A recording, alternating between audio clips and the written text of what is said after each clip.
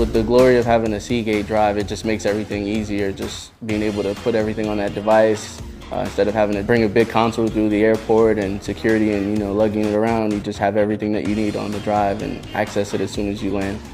I got into gaming around 6 or 7. I like to play a lot of single-player games, story mode, something that can catch my attention. Like saving 2K18 would be special. It's the first year of the league, so I would like to save a lot of the memories on file.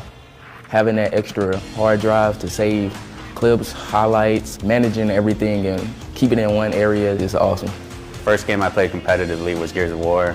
It's really cool that you could travel with it. So you go into like a tournament or you're even a friend's house, you can just plug it into their Xbox and you don't have to worry about downloading a game, taking time, you can just get right into the game. That's something that got me into playing like 2K, and it just helps everything because we don't have to wait to download games. It's just non-stop playing and it just makes everything easier, makes life easier.